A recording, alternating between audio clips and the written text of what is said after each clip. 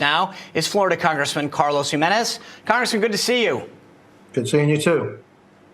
So you tweeted at Elon saying that he should move to the free state of Florida. You're a former mayor there. Was this just in jest? Are you serious? What have you done? I mean, has he responded to you at all? And what are you really hoping to get out of this? I'm hoping that Twitter moves to Miami-Dade County. We have a great tech ecosystem, something that I built up when I was the mayor of Miami-Dade County. We have a great diverse group of people that live here, close to 3 million people. And better yet, we have diversity of thought. We have Republicans and Democrats and independents, and we're not just a one mindset. So I think he needs to get out of San Francisco. There's an echo chamber there. Everybody is thinking the same. We don't do that here in Miami-Dade County. That's why it's such a great county. That's why everybody's moving here. That's why everybody's moving to the great state of Florida, the free state of Florida. Ellen needs to get out of there and come to Miami-Dade. So yeah, I'm serious about it, and hopefully he'll look at it and see what a great tech ecosystem we do have, and we have talent. And again, what's most important is that we have diversity of thought. So, Congressman, oftentimes it's governors who are the ones incentivizing companies to come to their state, giving them tax credit or whatnot. What is actively being done? Is anything actively being done to woo him besides your kind offer? Well, I think, first of all, are you interested in doing that? And then we can start talking. Yes, we have incentives for Miami-Dade County that will give tax breaks. We also have incentives from the state of Florida. If you add jobs, it depends on the number of jobs and the salaries and all. And yeah, you can get some tax breaks here. Plus, you have no state income tax here either, so that the employees themselves, they can keep more of the paychecks and keep it in their pockets and not ship it off to a woke state like California, where they do all kinds of crazy things. We actually do good things with the tax dollars here, and we're led by a good governor. The proof is in the pudding. We've got something like 800 people moving into the state every single day. So, we just keep growing and growing.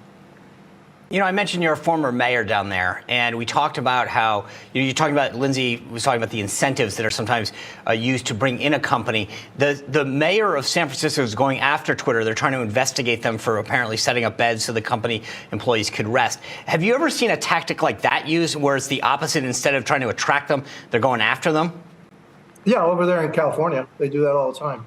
So that's why people move to the state of Florida, so they can get away from that foolishness and that craziness, And so, California seems to think, well, we're the best, and we got the brightest people and all that. But if you actually live in California, live under those conditions and pay all those taxes, maybe you're not that bright. And maybe that's another reason why to move to Florida. Really intelligent people come down here. They don't stay in California. Sorry, I don't want to disparage people that live in California and all that, but, they really need to look at coming and getting out of there. And giving a message to Governor Newsom that and the Democrats in control of that entire state and it's happening. We're moving out, better change your ways, or else pretty soon you're going to be here by yourself. Well, California has had one of the greatest exoduses of any state, with companies and people, and your state has been one of the majority of states they've been moving to. I do want to switch gears with you, Congressman, because House Minority Leader Kevin McCarthy just said that he would appoint Congressman Gallagher as chair of the China Select Committee once he becomes speaker, if he becomes speaker, something that he's been talking about doing for a long time, starting this committee. You tweeted about it. How badly is this committee needed, and will there be real action? Will you be able to get anything done?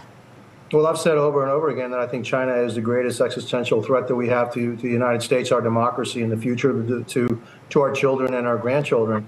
I've also sent a letter and indicated my willingness to serve on that select committee. I think it's vitally important that we face up to the challenge of China, both economically and militarily. And then economically, look, we are seeding putting the seeds for our own destruction by continuing to have our companies there, by continuing to send our money there.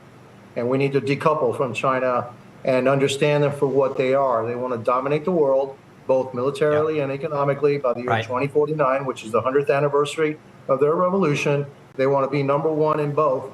We cannot allow that. I don't want my children or grandchildren living in a world dominated by the Chinese Communist Party. Totally agree. Congressman, I appreciate that. Thank you for joining us and sharing that. It's my pleasure.